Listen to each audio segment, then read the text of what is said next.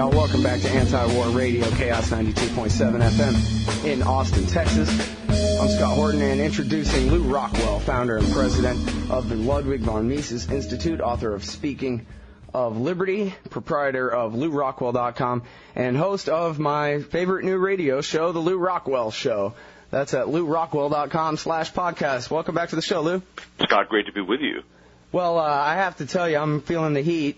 I got really stiff competition coming from Glenn Greenwald and from you and the whole internet radio business. And I have to tell you, your show is just absolutely great. You've certainly got the radio voice far beyond what I'll ever have. Perfect diction. You never say you speak in perfect paragraphs every time, and your job is hanging out at the Mises Institute all day, where apparently all you have to do is stick your head out in the hallway and say, hey, brilliance, please come in here and let me interview you for a few minutes about the most important questions in the world, and it is just absolutely outstanding, Lew. Congratulations. Well, thank you very much, Scott. I think you're giving me too much credit on the coherence question. But I don't think so. No, I think you're absolutely great. But I appreciate your remarks about the Mises Institute. It's true, we do have some brilliant guys hanging around here, especially in the summertime when we have our big educational programs, Mises University and others. And we have great faculty available by phone as well. So I appreciate your mentioning of the podcast and a lot of great stuff to come. We're going to have one tomorrow on who are the neoconservatives, for example.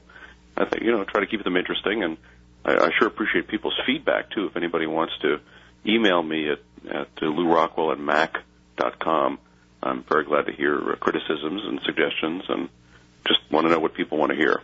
Just like you, right? We're in the market.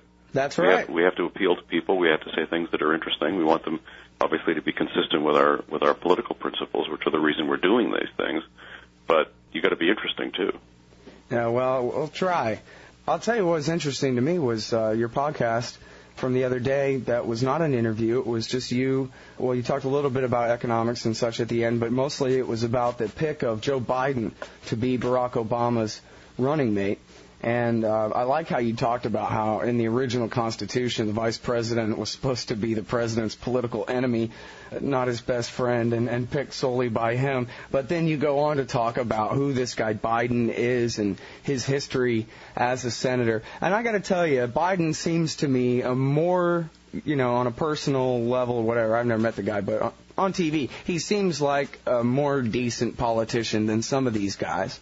You mean he's just a more successful con man? I must say, I noticed last night, it struck me, and they kept, terrible that I have to admit this in public, I actually watched the Democratic National Convention last night, and they kept showing shots of Biden, and I thought, how many hair transplants, facelifts, nose jobs, chin jobs, neck jobs or whatever has this guy had? I mean, and of course, tanning and all those sorts of things. But he really has been made over in the last year, I guess, because he wanted this job, or he wanted to be president. If he couldn't have that, then he wanted to be vice president.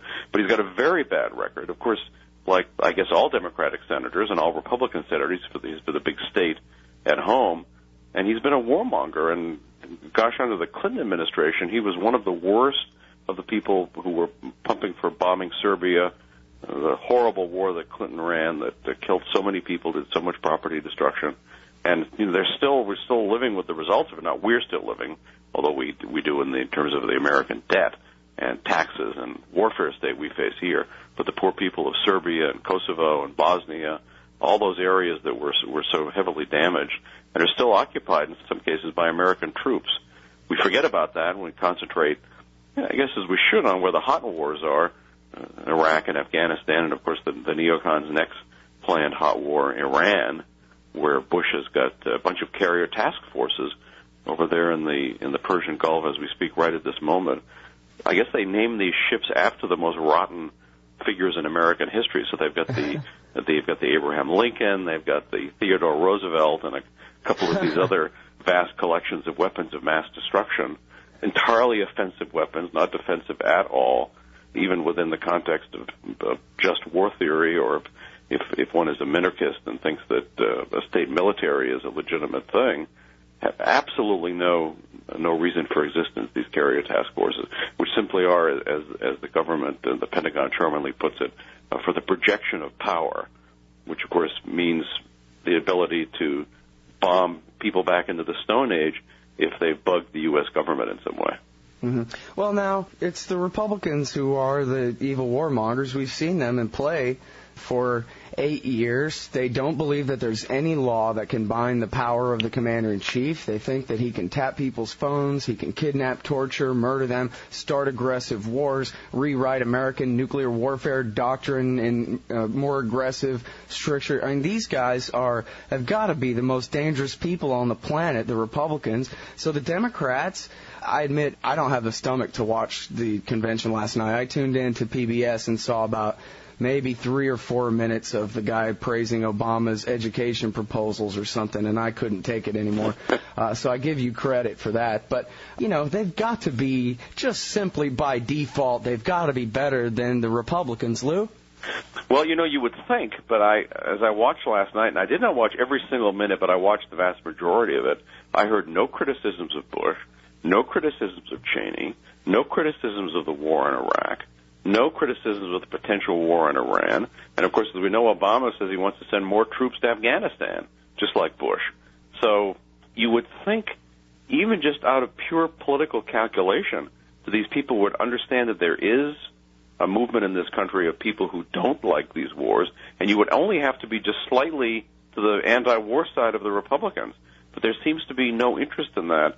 I guess maybe because the military-industrial complex is paying off the Democrats just like it pays off the Republicans. We have what is actually not, of course, a free country by the standards of the 18th century or the 19th century.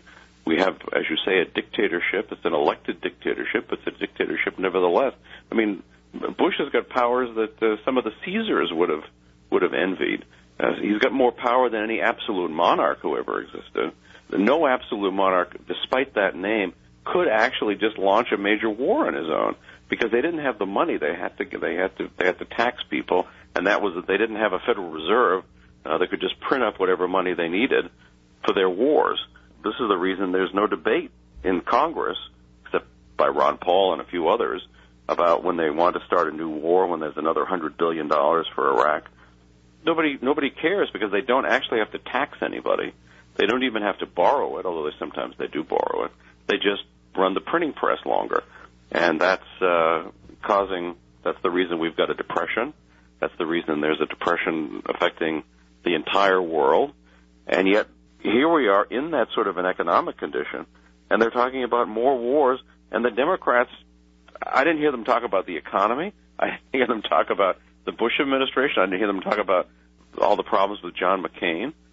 None of this. It was just all, weeping over Teddy Kennedy and his huge yacht, and we're supposed to be moved by that.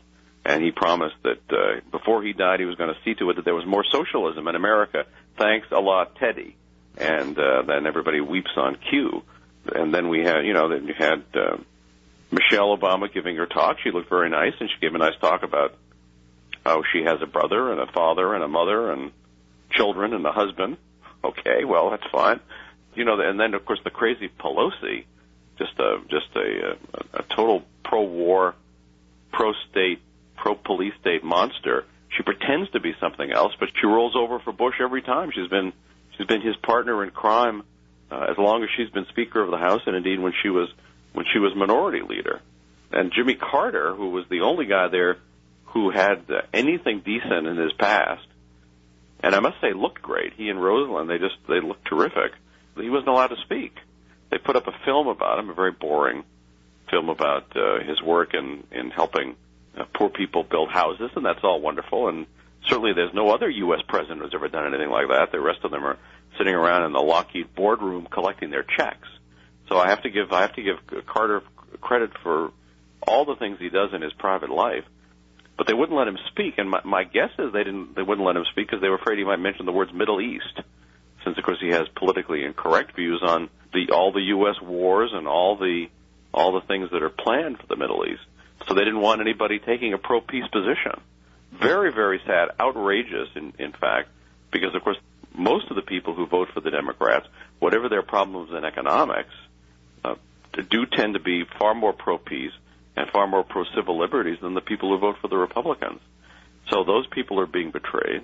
All of us are being betrayed. All the dead in Iraq and Afghanistan, and the proposed dead in Iran, and proposed dead all over the rest of the world, that the Democrats are, I guess once again, just entirely failing them. Well, Lou, Stephen Zunas wrote an article about the pick of Joe Biden, and he pointed out that Obama's strength really this whole time has been, well, like in the race against Hillary, for example, that, yeah, she's got experience, but I have judgment. I was the new guy, and I knew better than to get into this stupid war, and she didn't, and she's supposedly so smart, was basically his argument, and apparently that won out on a lot of people, and that now, by picking Biden, he has just completely precluded the possibility of saying this guy McCain was trying to get us into a war with Iraq since 1998 or before, and he's got terrible judgment, and he's a dangerous man with this kind of power, and whatever. He's completely shut off the possibility of saying that by picking a running mate who also voted for the war, and in fact, as head of the Foreign Relations Committee, helped to facilitate it. And so now all he can do is try to run to the right of McCain as a militarist, when that'll never work. And in fact, to show you an indication of where the American people are at, I saw the poll the other day. They like Obama on most things, but they really trust McCain on solving our problems in Iraq over Obama. He's never going to be able to overcome that, and yet now that's his only option, is to try to run as a smarter, better militarist than McCain. Well, it's both strange and an outrage, and it reminds me, of course, of the Kerry campaign, when if Kerry had run just slightly to the anti-war side of George W. Bush, my guess is he would have been elected. But, of course, there are all kinds of undercurrents, things that don't appear on our TV screen. I mean, who knows who's pressuring Obama? Who knows what kind of deals he's made? I mean, his key donors are places like Goldman Sachs and Lehman Brothers and Bear Stearns, and these are not institutions that are interested in peace. So I guess just politics is corrupt. But I was, when we talk about politics and about war questions, I wanted to mention a new book that's just out showing the possibility of good people on the left and good people on the right, regardless of our differences in other areas, coming together on the issues of war and peace. This is a book that's edited by Murray Polner, who's a longtime left-wing anti-war activist, and by Thomas Woods, who's a senior fellow at the Mises Institute, who's the author of many books, including the Politically Incorrect Guide to American History and The Church and the Market, and co-author of Who Killed the Constitution. So this is I tell you, the most thrilling anthology I have ever seen. Is called We Who Dared to Say No to War, American Anti-War Writings from 1812 to Now. And so they've picked left-wingers and right-wingers from opponents of the War of 1812 and the Mexican War and the Civil War and, the war on Spain and the war on the Philippines and World War I and World War II and so forth, right up to Iraq. And what thrilling, some of these people I've never heard of. I guess that's the purpose of these scholars and making us aware of these great voices for peace from the American past. Some of them are famous, Murray Rothbard and Daniel Webster and people of that sort. But what an extraordinary collection. I'll tell you, rather than watch the Democratic Convention, we should all be reading this book. It's published by Basic Books. It's just out, and let me just mention the title again, We Who Dared to Say No to War, American Anti-War Writings from 1812 to Now, edited by Murray Polner and Tom Woods. And both of them, I might say, are contributors to LewRockwell.com, as are a number of the living writers in this book. I actually have it right here. It's next on my list. Hey, you're way ahead of me. I'm a really big fan of Tom Woods' writing, too, and I think I can safely say he's a friend of mine, so I'm really looking forward to getting into that book. And you're right, who wants to watch a bunch of Democrats talk about how great each other are when there's nothing great for them to cite? I mean, it's the worst. I can't bear to do it. I'd rather watch Fox News Sunday morning or something. Well, that's a very tough choice to make. Yeah, I know. But I don't know, Hillary tonight and Bill tomorrow night, and then of course we have the Republican thing coming up. Yeah, speaking of Bill and Hillary Clinton, Lou, did you see Democracy Now! Yesterday? No, I did not. Well, they had this interview with, I forget the man's name, he's the publisher of Harper's Magazine, has a new book out, and he talked all about the Clinton conspiracy to thwart Howard Dean in Iowa in 2004 in the primaries because they were worried that he could be a credible candidate and beat Bush, and they wanted to make sure that Bush would win so that Hillary could run in 2008. and it's all out there. Their best friends set up the money to run the smear attack ads on Dean and the rest of it. Well, very interesting. Dean, of course, was the pro-peace candidate in that election at that time. Also, the London Guardian had a wonderful long article about why all the people in Washington were going crazy about Dean, even aside from any war questions. He was the first major league political candidate to have raised all his money from the Internet. He did not have any of the K Street lobbyists who controlled the typical presidential candidate funding him. Even before Ron Paul, he had gotten his money from small donors all across the country via the Internet. And the London Guardian said that the lobbyist types in the Democratic Party decided he had to be destroyed for this alone because you could not risk having a president they didn't control. Yeah, big mistake on his part that he didn't go to them. He got such a big head, he thought he could get away with it. And, of course, he was the pro-peace candidate. It's absolutely true. They set out to destroy him in Iowa. So I knew that had happened. And, you know, the Clintons, I mean, every time I think of the Clintons, I remember all the people they killed in Arkansas. You know, of course, I guess this is anybody who becomes the president, anybody becomes a high-ranking official of a state, either is a murderer or is willing to countenance murder, if I can be very bald about it. There's The Simpsons like that where it's the future and Lisa Simpson becomes the president and the Secret Service guy tells her each president gets 3 free murders. Well, I always, because there are many things, many instances one could use in this connection, but I always think back to the beginning of Bush's monstrous war in Iraq, and the brilliant American intelligence had told him that Saddam Hussein and his 2 sons were dining in a particular restaurant in Baghdad. So Bush started off the war by dropping a 5,000-pound bomb on this restaurant. Well, Saddam and his sons weren't there, but he killed the restaurant owner, he killed the chef, he killed the busboys, the customers, the waiters, and so forth, and a lot of people in the surrounding area. Why isn't this considered murder? But of course, it's not murder; it's public policy. So they all are prepared to do that, and this is the Clintons, of course. If we remember back to all those wonderful stories, and you can pretty much believe everything the Republicans say about the Democrats and everything the Democrats say about the Republicans. There were a lot of people who were conveniently disappeared and turned up dead in Arkansas when they went against the Clintons. So this is a guy who had no problem, of course, in his wars and all the terrible things he did as president, although I must say he was better than Bush. Yeah, well, it makes me wonder whether they could just drop bombs in our neighborhoods and airstrikes and then say, well, we got 30 militants and get away with that. Well, that's certainly that's certainly what they do overseas. And there was a case in Philadelphia of the police, aerial bombing a house that they said militants were in, and they killed a lot of innocents. And, right, the Move House. Yeah. So this is government, right? This is what government. This is, you better obey. If you don't obey, be killed. And there's no such thing as murder to the government. It's called collateral damage, or it's called friendly fire, or some of these other euphemisms. But as Murray Rothbard always pointed out, the key thing about the state is it's a band of thieves writ large. It's morally no different from a band of thieves.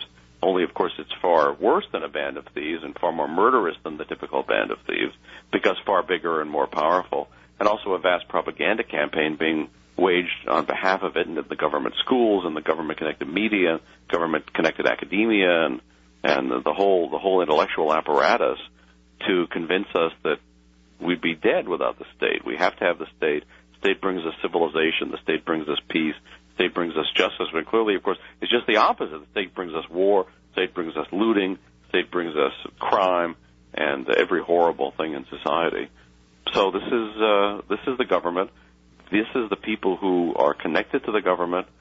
And I must say, when I watch, say, Morning Joe in the morning, or Chris Matthews at night, or the CNN people at the convention, it's so sickening to see the reporters bonhomie with the state officials. I mean, they're obviously all part of the same gang.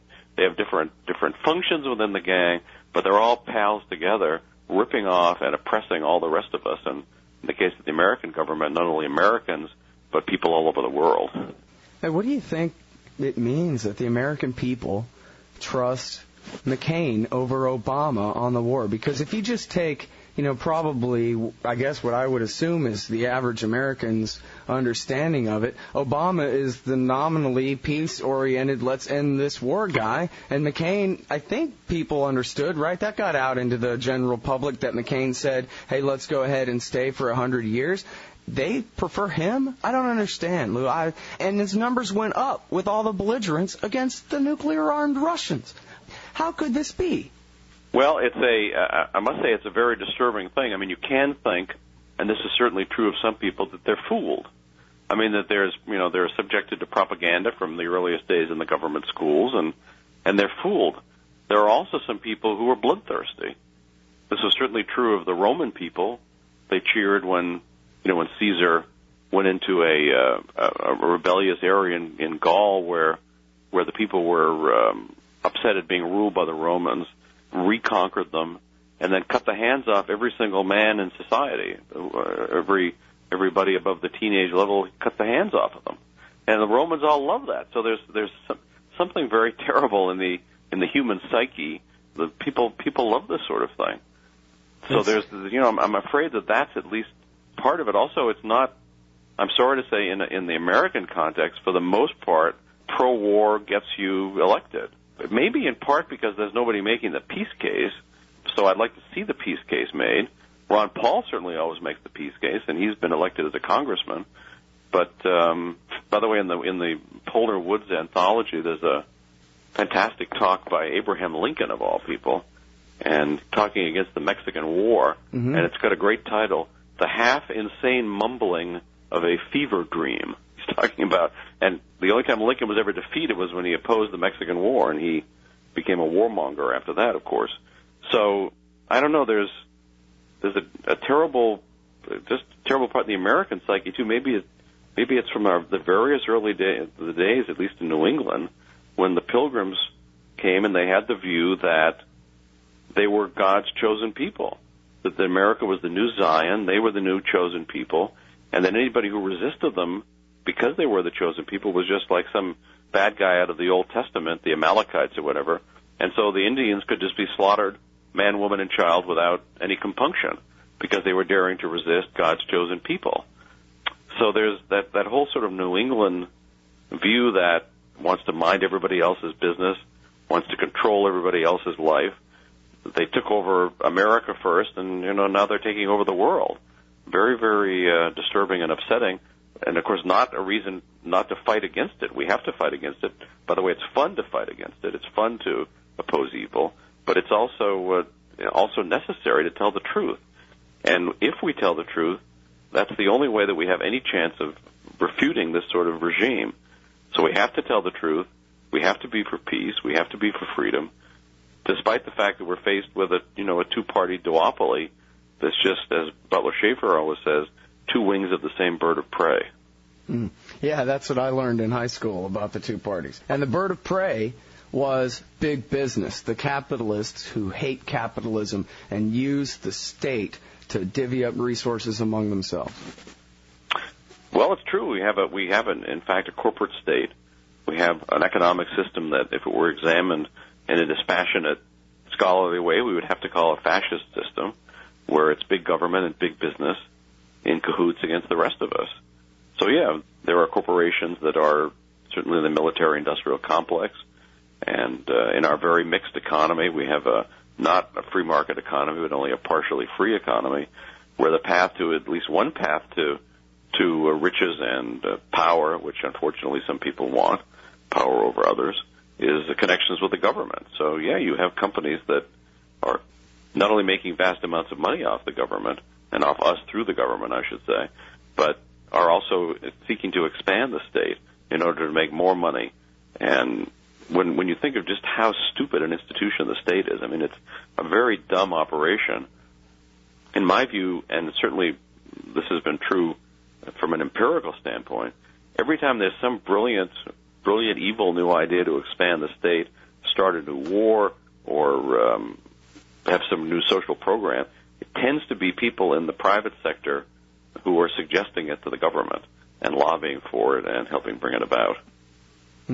Yeah, well, you have that, what they call the revolving door, or I think it was Richard Cummings, said it better. It's the iron triangle between the bureaucrats and the big businessmen who all work together. And this actually brings me back to Joe Biden. Turns out I found out, I think this was on Democracy Now! Yesterday, that he was one of the principal authors of the giant Drug War Act of 1986.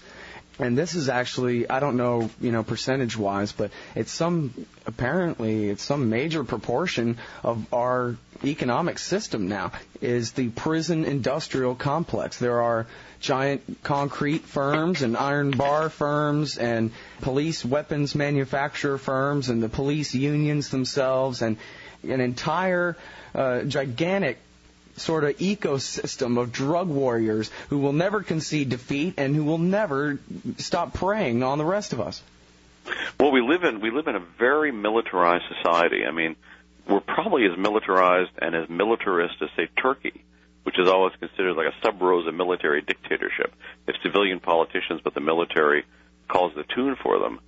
In some sense, the United States is like that. It's not just the military, of course, but it's all the big corporations connected to the military and all the areas of the country that have plants. And then there's the militarized prison system and the federalized militarized police. And there are rural areas that, of course, have these vast new privatized prisons. And privatization is a great thing, even if it's sort of fascist privatization where one firm gets the garbage contract versus a socialist operation doing it municipally. That's better. It's not what it ought to be, but it's better. But, of course, when you're privatizing things the state does illegitimately, then it's horrific. Far better that the taxes be collected by the IRS than by some private firm would be, and in fact the Republicans keep suggesting this, and thank goodness the Democrats have blocked it. They block it for socialist reasons, but I don't care why they block it.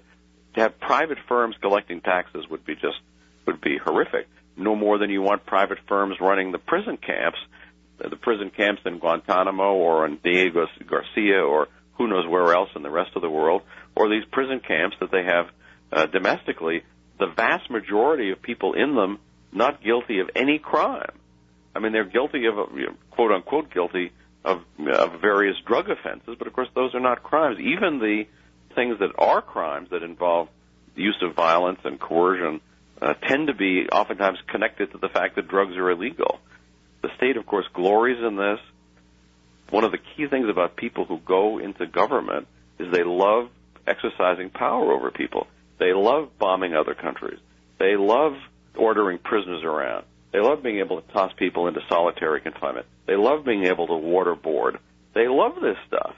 There are bad people in the world. This is where they gravitate to. I always remember William Safire, not a guy I generally like, but a very interesting writer, big neoconservative, former columnist for the Wall Street Journal. He was a Nixon speechwriter, and he talked about when Nixon, on the horrible day of August 15th, 1971, when he imposed price and wage controls and he closed the gold window, that is, cut the final tie between the dollar and gold, and enabled our present Federal Reserve System of totally discretionary money printing and worldwide damage from that.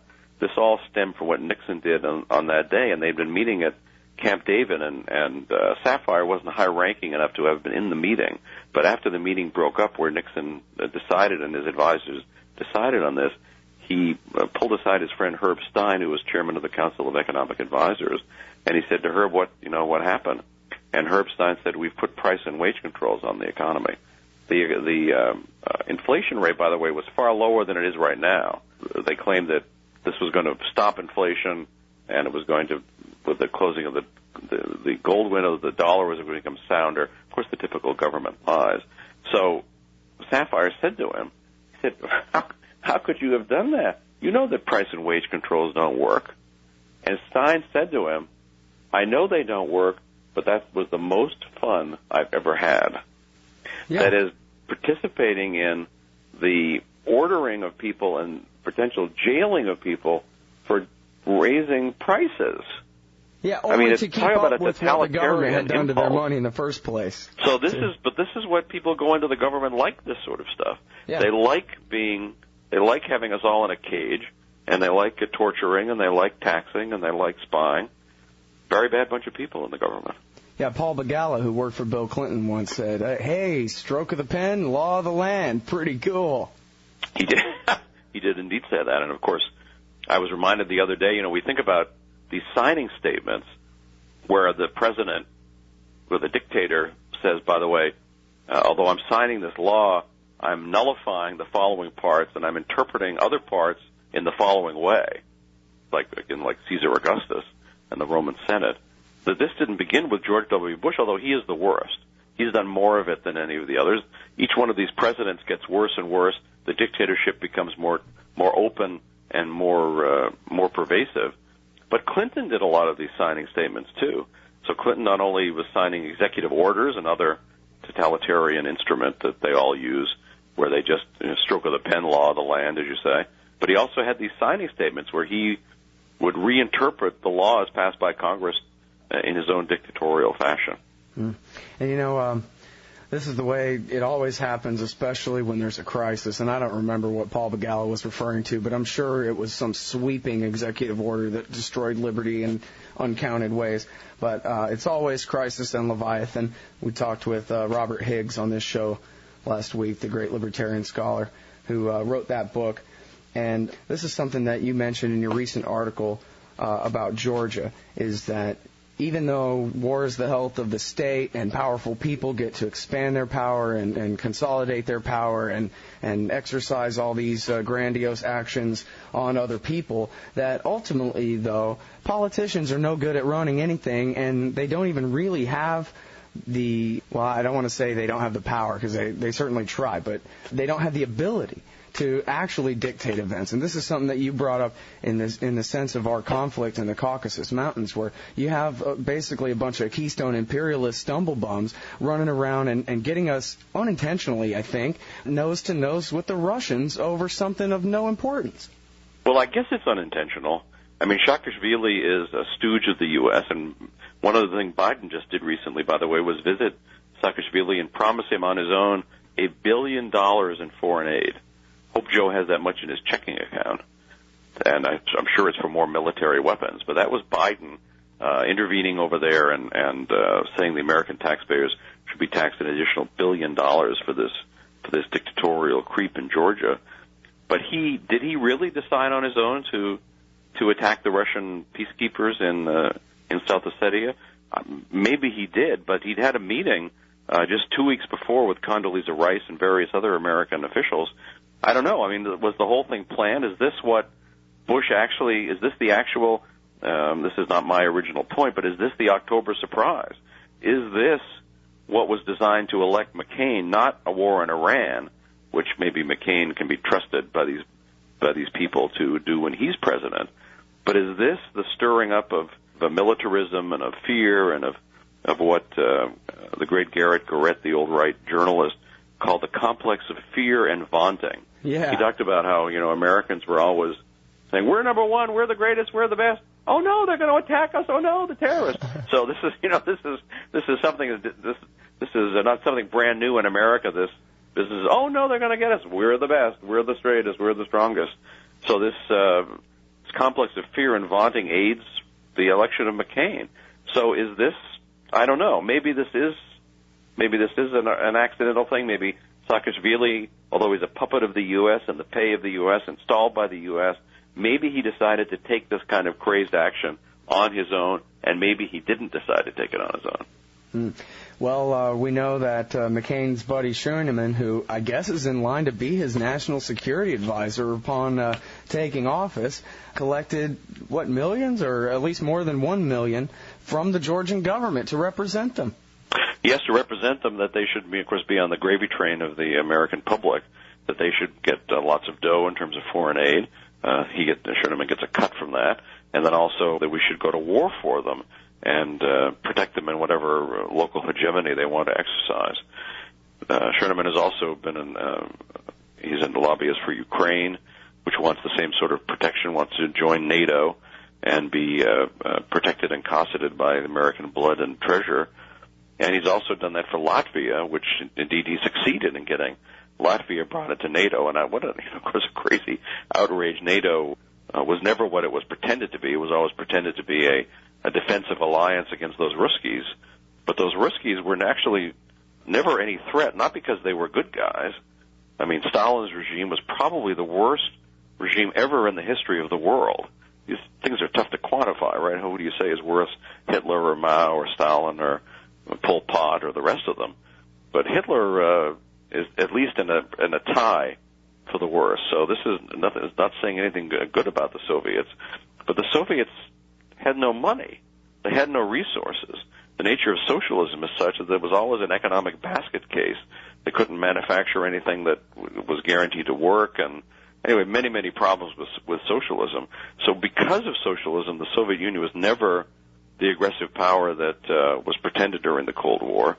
They never were a threat, and the purpose of NATO was for the U.S. to occupy permanently Western Europe, as indeed it still does occupy Western Europe. We've still got troops in Germany and Spain and Italy and England. Charles de Gaulle, who was vilified for this, got him out of France. He didn't want them in France. He was also vilified for wanting to continue using gold. I remember when the Wall Street Journal was running hate editorials. That's the first time I saw reasons to hate France, even before the recent business in Iraq and the Freedom Fries and Bill O'Reilly pouring French wine down the drain and all the rest of that insanity.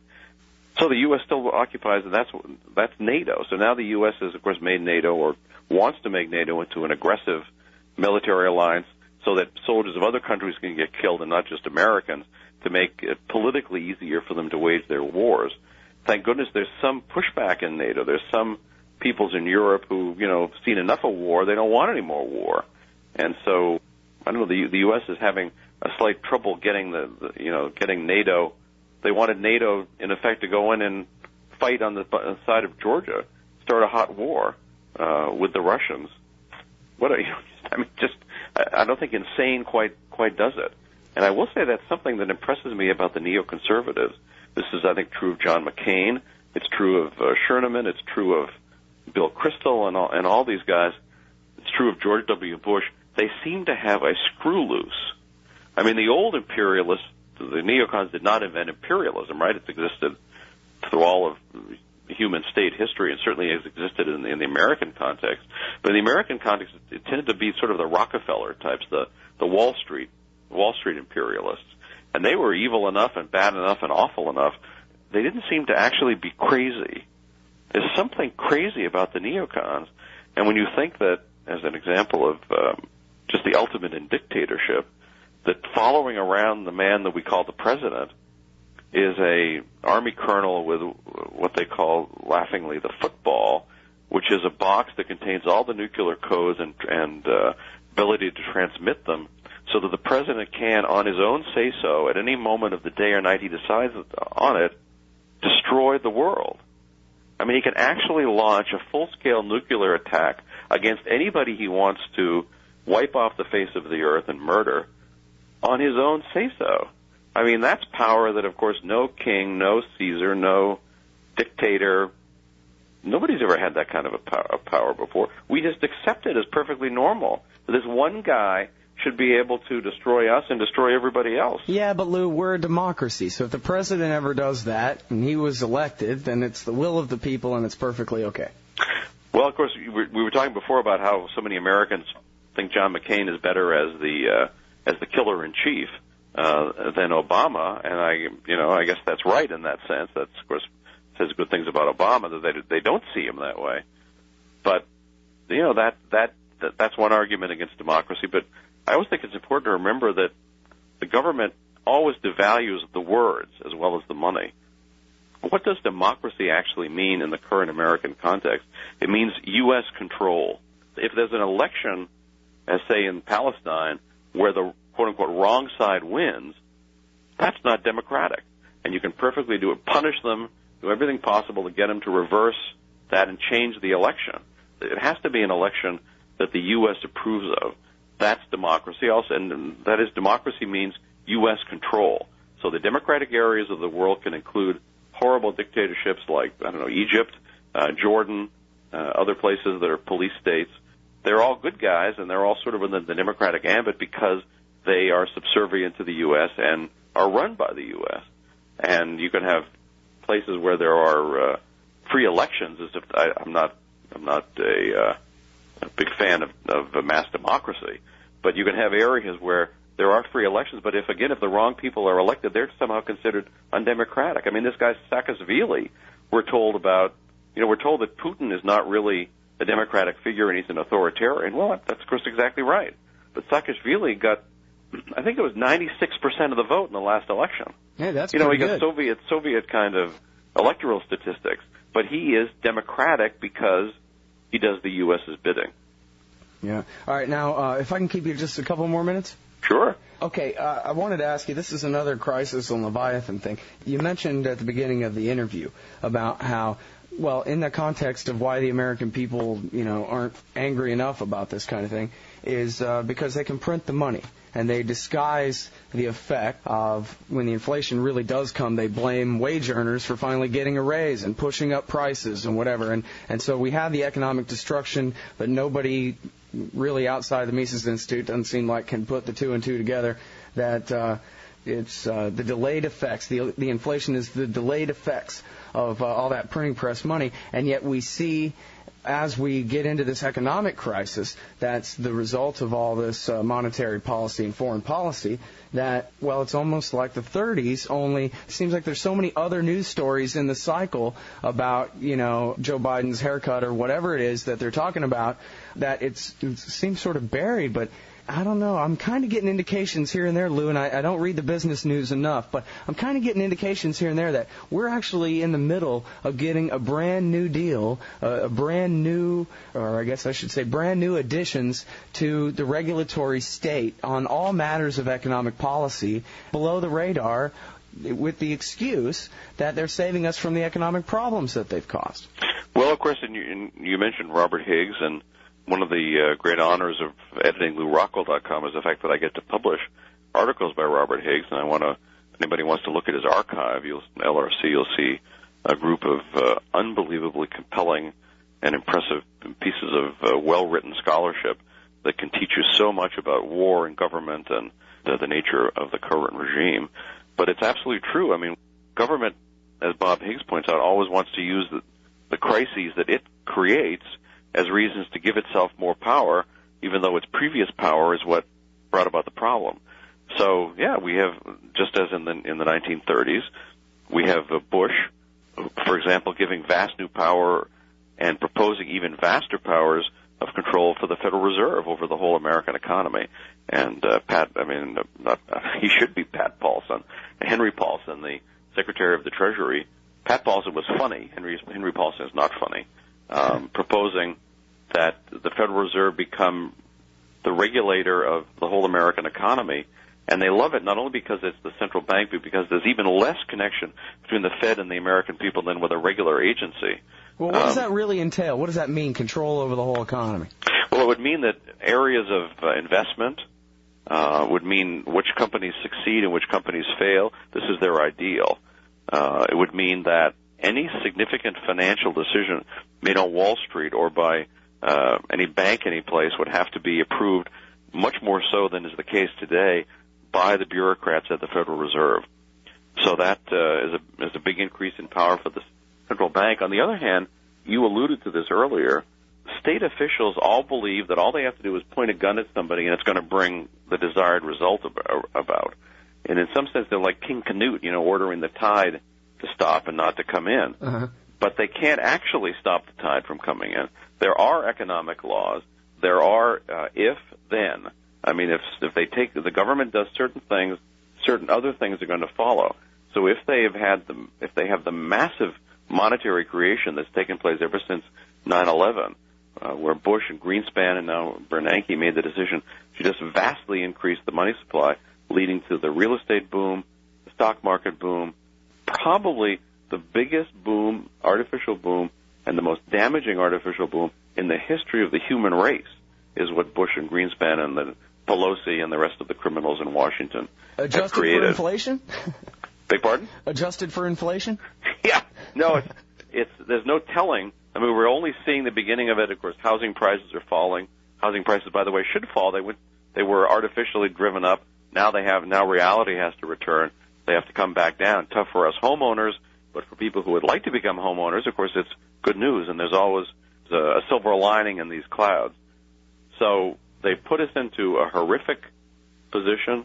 They think that this is going to be an easy sell for them to vastly expand the state.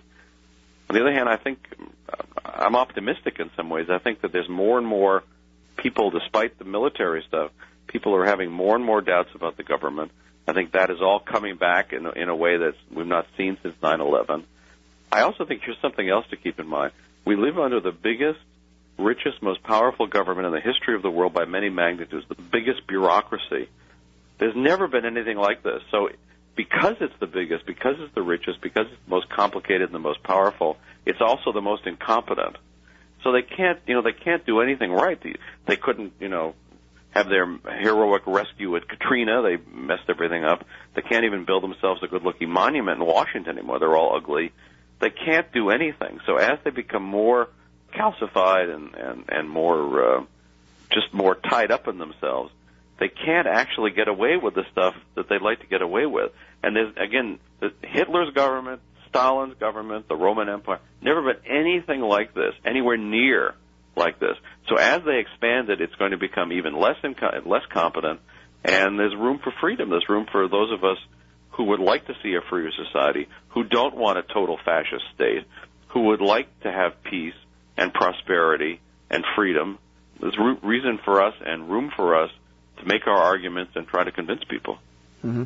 Well, and now here's one where they failed to get this done, and I think this is a very illustrative example of the kinds of things that we're facing in this country, where George Bush and his cronies, and I guess this was the Cato Institute plan, wanted to privatize. They call privatize, I guess it should have a different spelling than real privatization, but they wanted to what they call privatize Social Security, which I believe simply meant to make the national government the single greatest stockholder on Wall Street. And would that not have been just an absolute revolution in American affairs? I mean, that kind of thing, they didn't get away with it, but it seemed to me, from my very thin understanding of the proposal, that the economic power shift to D.C., where most of the power lies anyway at this point, would have just, almost been complete and total. Scott, never trust anything in D.C., whether it's think tanks or the Congress or the presidency or the Supreme Court or the rest of them. So, yes, this was a terrible proposal by Cato to so-called privatize Social Security. What it was the first forced savings plan in American history that they would have succeeded in imposing. Actual forced savings, not a phony savings plan as in the case of the Social Security system as it presently exists, but where all young workers would have been required to put away a certain percentage of their income and then invest it in government-approved forms. But the whole thing would have been under government control. The savings would have been forced. You would have had no choice about it. You go to jail if you don't go along with them. So this would have made and the whole Social Security system much worse in that moral sense. The government would have been, in effect, investing on Wall Street, controlling even more American companies than they do, and in a more detailed way than they do at the present. And then it also would have vastly increased the deficit because they wanted to continue the payouts of the Social Security system. Less would be coming into it by young workers who would have this forced savings program. So they would have had to borrow even more, vastly more. They were talking about, increasing the deficit by many, many hundreds of billions of dollars. So it was a terrible plan, a fascist plan, a plan that came out of Wall Street in connection with government. And thank goodness it did get beaten. So, yes, we are able sometimes to beat back these plans for more statism. And something else to keep in mind is anytime they're proposing some horrific new increase in state power, they always do it by using libertarian rhetoric. Privatization, we're fighting for freedom, we're bringing liberty, we're liberating, or whatever. They always want to use libertarian rhetoric, which we should never forget is still the most powerful form of rhetoric because people in their hearts, decent people, do indeed want freedom for themselves. They don't actually want to be running other people's lives and sticking guns in other people's noses. They don't want that sort of conduct. They don't want to be taxed out the kazoo as they presently are, and even more so as both Obama and McCain are talking about. So there is in the heart of people a longing for freedom. That's what George Bush says. I hate to quote him, but of course he's right. Now, what he means by freedom is total, neocon control of the globe. That's not what you and I mean for freedom. And it's why, what you do, Scott, with Antiwar Radio is so so powerful and so important. And I know you're on a number of radio stations now, not only on the internet, and of course on your flagship station in Texas. So it's you just do great work.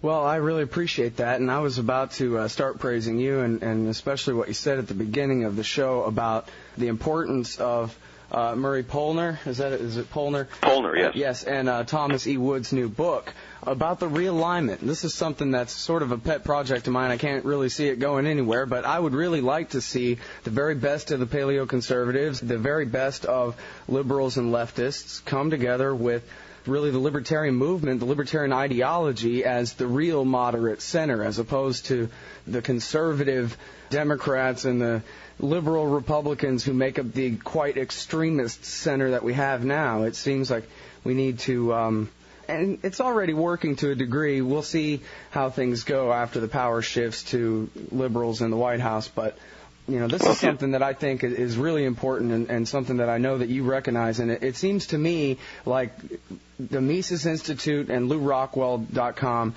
that the principles that you stand for there, the different writers that you include, and the entire take that you have, that these sites have on where America is and where we need to be going is great leadership in that realignment. I really hope to see more and more people catching on, as I know they are.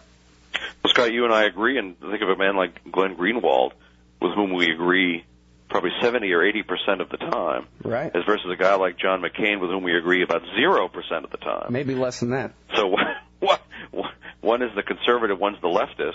But this new Polner Woods anthology, and I'm going to mention the name again, We Who Dared to Say No to War, American Anti-War Writing from 1812 to Now. What an inspiring book. What great men and women have gone before us. And what a cause we have to uphold, and what a thrill it is to be doing it. All right. Well, thank you very much for all your efforts along these lines, everybody. That's Lew Rockwell. He's the founder and president of the Ludwig von Mises Institute, the proprietor of LewRockwell.com, and check out the new radio show. It really is great. LewRockwell.com/podcast. Thanks again, Lew. Thank you, Scott.